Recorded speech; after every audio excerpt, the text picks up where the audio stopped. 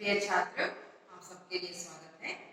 देखिए छात्र, तुमको मालूम है ना, हम हर एक काम करना है और इसी के छत को सालन करना है और हमारे दिमाग में आने वाली जो कोई भी कामकाज हो करने में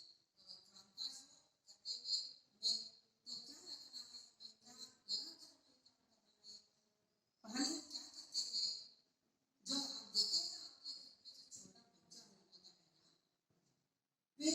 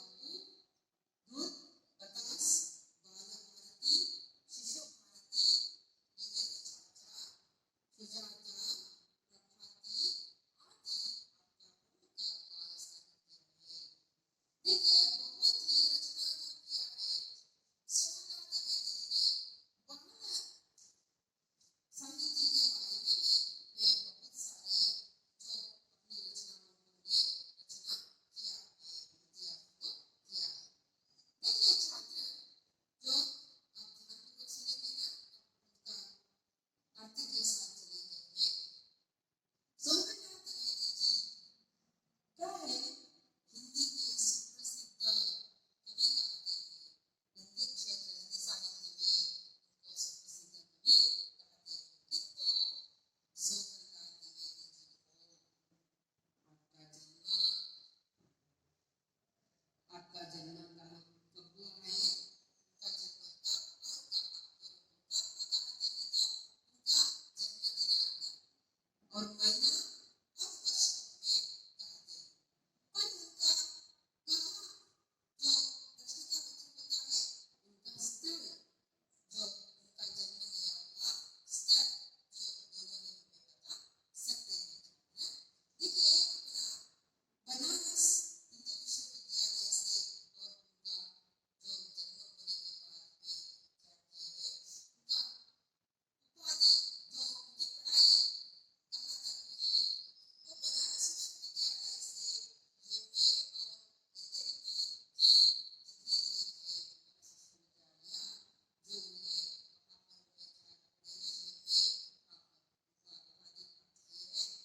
और एलएलबी भी जो डिग्री थी जो ली है और आजीविका के लिए उन्हें जीवन के लिए वे क्या करते थे जमींदारी तथा बैंकिंग काम कर रहे थे।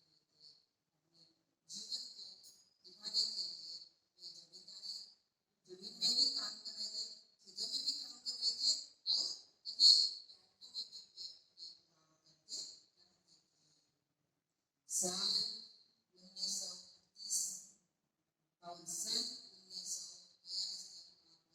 राष्ट्रीय पत्र जो है राष्ट्रीय पत्र दैनिक अधिकार दैनिक अधिकार नामक पत्र के वे संपादक रहे। कौन? सोहनलाल द्विवेदी जी ने पत्र के संपादक भी किए थे। कुछ वर्ष तक उन्हें कन्या वस्त्र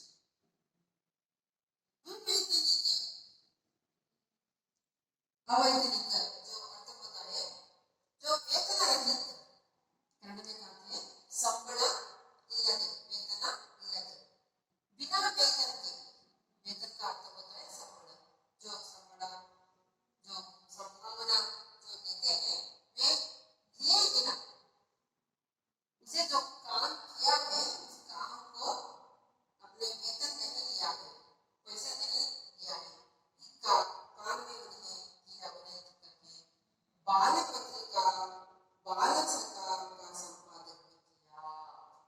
इस पत्रिका के संपादक करने के समय वे पैसे नहीं लिए हैं मुफ्त में कर दिया है मुफ्त में उन्हें काम कर दिया है। कौन? सोहनलाल द्विवेदी जी ने। क्या आप महात्मा गांधी जी से अत्यधिक प्रभावित थे? महात्मा गांधी जी के राह में चलने वाले जो एक महान व्यक्ति थे कौन? सोहनलाल द्विवेदी जी।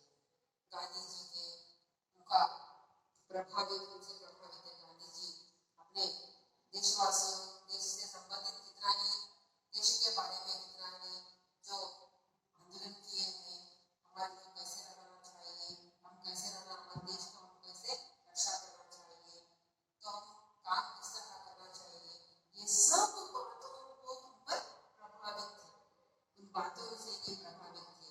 कौन? सोहनलाल द्विवेदी जी ने।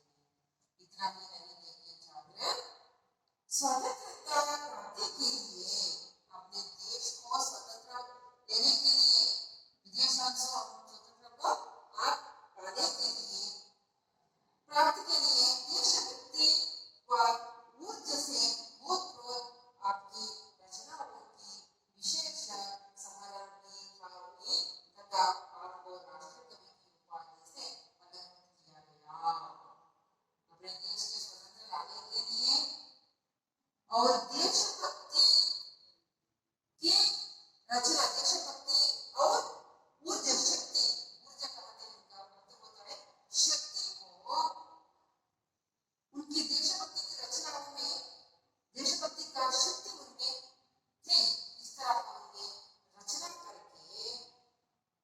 रचनाओं करके हमें उनसे पढ़े लिखे जो लोग होते हैं वो क्या होते हैं, देश पर अपार जो भक्ति होती है और स्वतंत्र कैसे पालन के लिए हम इसे आंदोलन करना है। हम कितना ही विदेशों से हमें जो विदेशों के दास बनेंगे उनसे हमें कैसे बदलाव लेना है, ये सब विषयों को ये रचनाओं में किया है। रचनाओं को प्रचार किया है। रचना पढ़े हुए लोग जो क्या हुए हैं, स्वतंत्रता के लिए बदलाव हुए हैं। इसलिए उनको ये रचनाओं को देखकर, सुनकर, पढ़कर प्रकाशित हुए हैं, उनको सबको जांच कर उनको कितना ही कौन सा भी जो पदवी जो उनको दिया है, देखिए उपाधि दिया है, राष्ट्र कवि की उपाधि दिया है। क्या दिया है? राष्ट्र कवि का उपाधि उनको मिली है। राष्ट्र कवि का उपाधि मिली है। ये कर उनको अलंकृत किया है, सम्मानित किया गया है उनको। और सन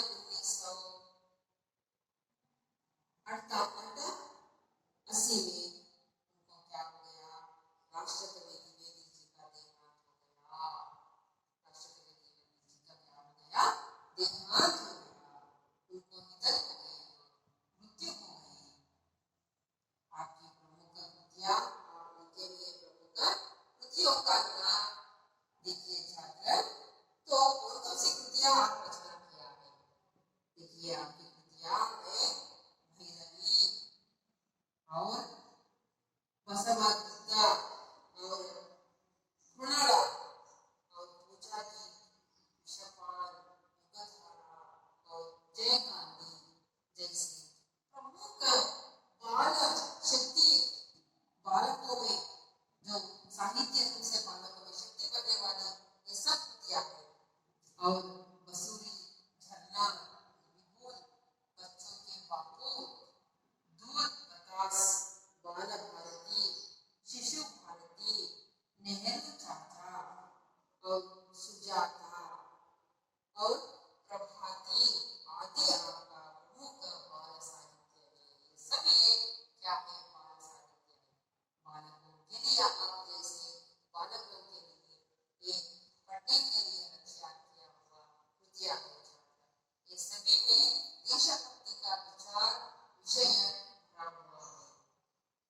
जो आज का बालक, आज का जो बालक होते हैं ना, वो आगे समाज के लिए उत्तम प्रजा होते हैं। इसलिए उनको क्या करना है, हमें बालकों में सभी जो भक्ति मूर्त की भरना ही होगा। इसलिए उन्हें मानकर ये सब रचनाएं हमने किया है। तो छात्र, हमें सोहनलाल द्विवेदी जी के बारे में सभी मन से जान चुके हैं ना? आपको कोई समस्या है ना? नहीं, आप आगे चले। उनका जन्म का दिनांक हुआ है, आप कैसे काम कर रहे थे, इस विश्वविद्यालय में पढ़े हैं, उसमें उपाधि क्या लिया है ये, और वेतन रहित जो काम किस पत्रिका में संपादित किया है, और वो रचिया कृतियां कौन कौन सी है, उन्हें स्वतंत्रता स्वतंत्र हमें पाने के समय में उन्हें रचना किया हुआ रचनाओं में क्या हो रहा था, कौन सी शक्ति थी, इसके बदले में उनको क्या मिली है, ये सब विवरण तुम्हें मालूम हो गया। और उन्हें रचना बाल साहित्य कृतियां कौन कौन सी है, ये सब को तुम्हें मालूम हो गया। और उनका देहांत कब हुआ, ये सभी जो समझ पाए ना छात्र। तो हमें अब कविता की ओर चलेंगे। आप कविता की ओर ध्यान दीजिए छात्र। उससे पहले कविता की ओर चलने से पहले कविता का थोड़ा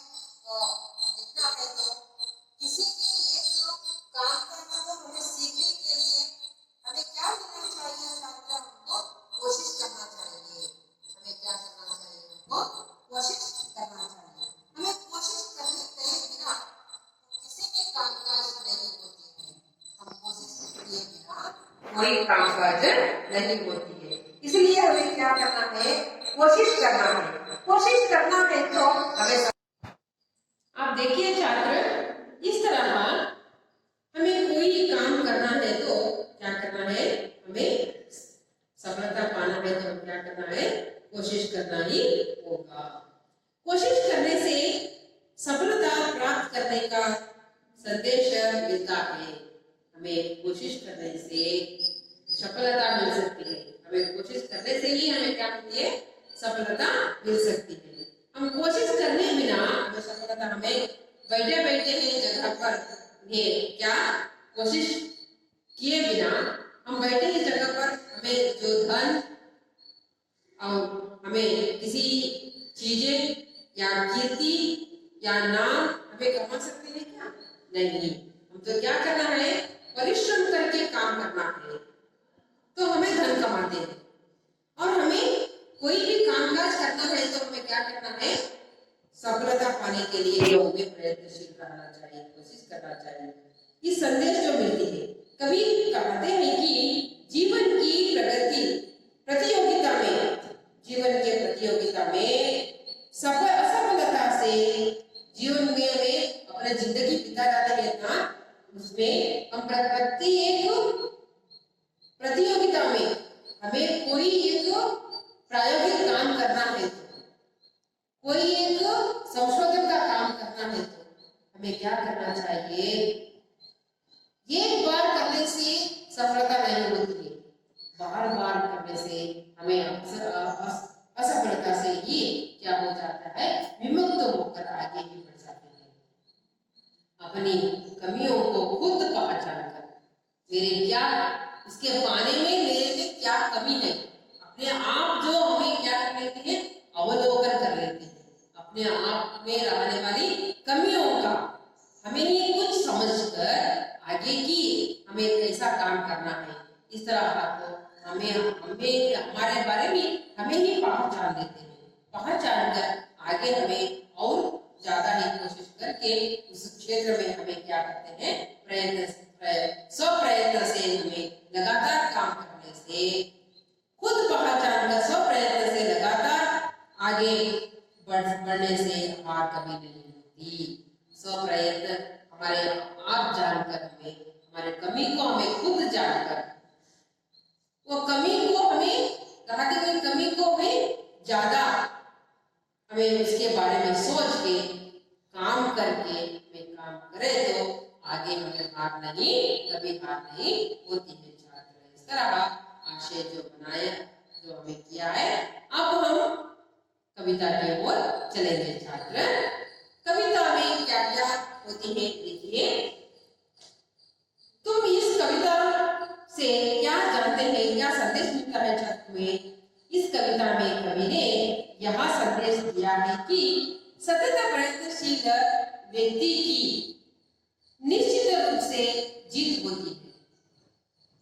समस्याओं से मुंह न मोड़कर आगे बढ़ना चाहिए। देखिए छात्र, तुम इस कविता से तुम्हें एक संदेश दिए गए हैं।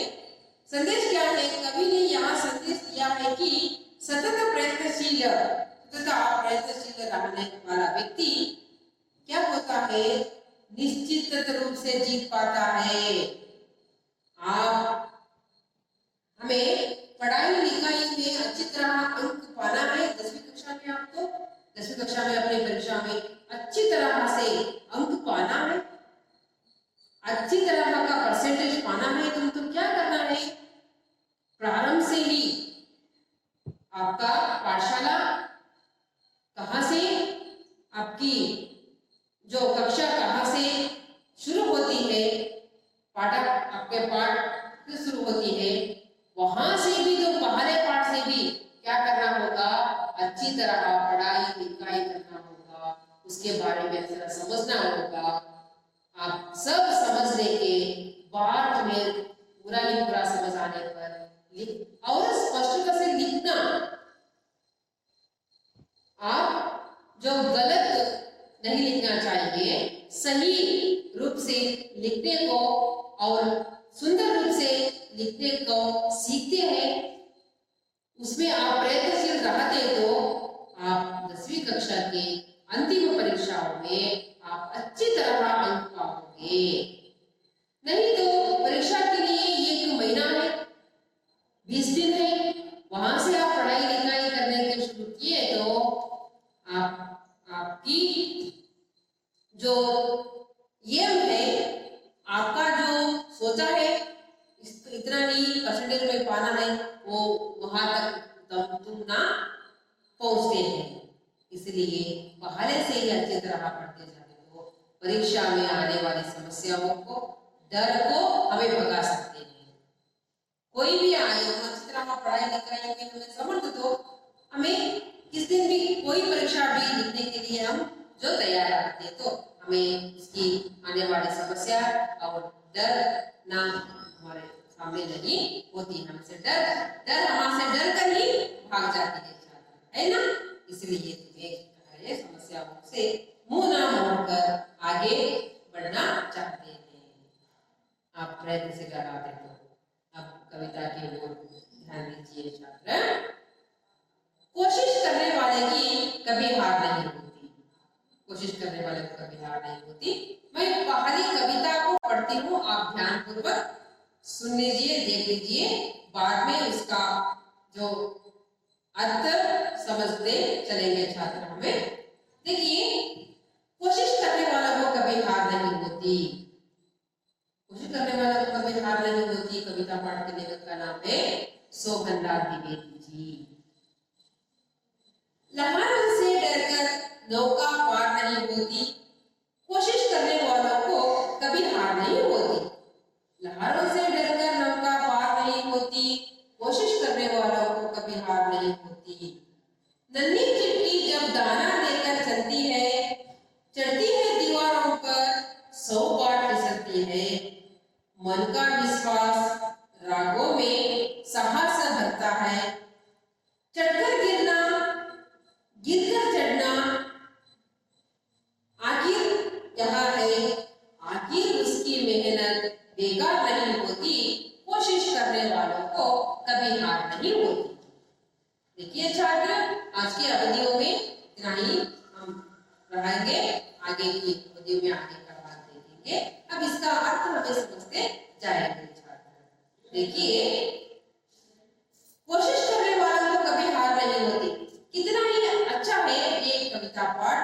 देखिए, लहरों से डरकर नौका पार नहीं होता, तुम्हें चित्र में दिखाई दे रही है, नौका दिखाई दे रही है ना।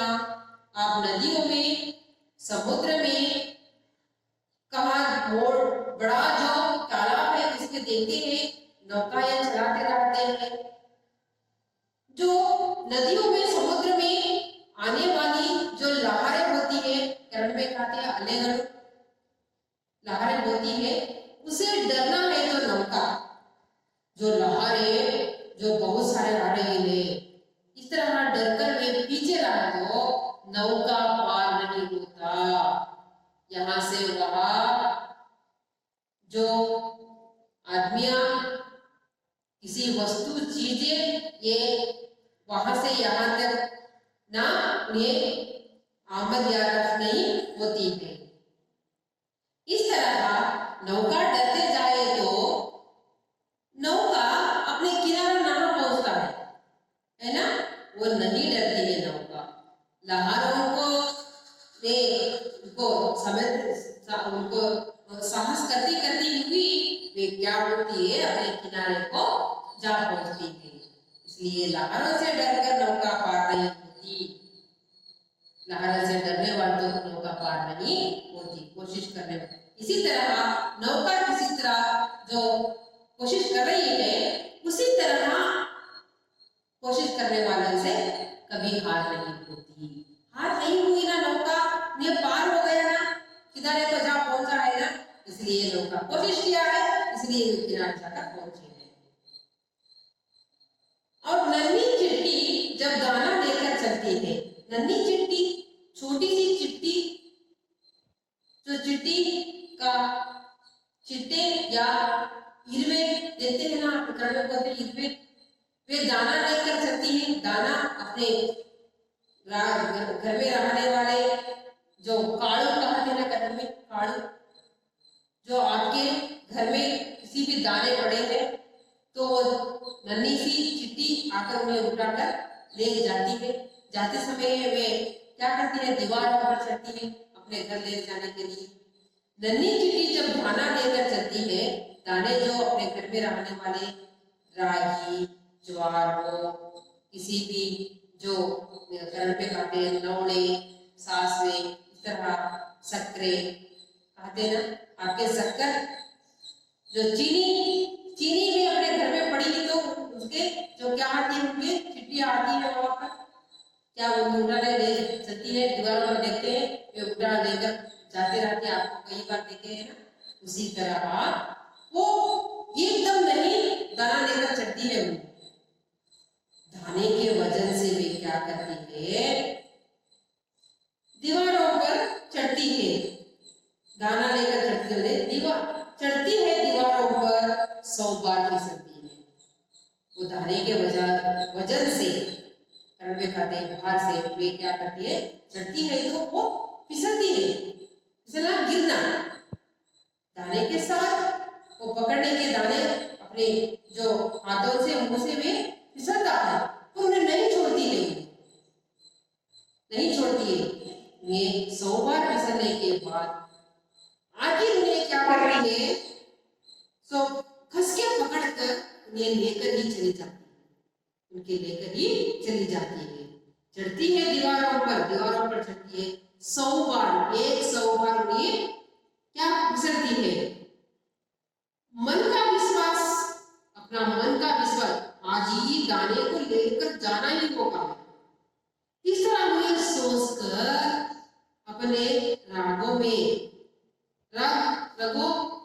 जो क्या होती है, आप कहते हैं आपके नस, आपके जो नाड़ी, जो कन्नड़ में कहते हैं ये आपके नरगणु, इस तरह कहते हैं, उनको क्या करती है, उनमें जो अपने कोशिश का गुण भरकर मेहनत करके उन्हें क्या करती है, चढ़ती है। मन का विश्वास रागों में भरकर साहस भरती है, साहस गुण धैर्य से उन्हें क्या लेकर उनको देकर चलती रहती है। चढ़कर गिरना, गिरकर चढ़ना तो अकारांत है। हमें किसी कामकाज में करते हुए उसमें असफलता हो सकते हैं। आप खेलने के लिए जाते हैं तो आप क्या करते हैं, एक बार हार जाते हैं तो कहते हैं लोग, कन्नड़ में कहावत है, सोले ಗೆಲುವಿನ ಮೆಟ್ಟಿಲು, एक बार जो आप हार जाते हैं तो मैं जीतना ही होगा, इतना हिम्मत में पैदा होती है।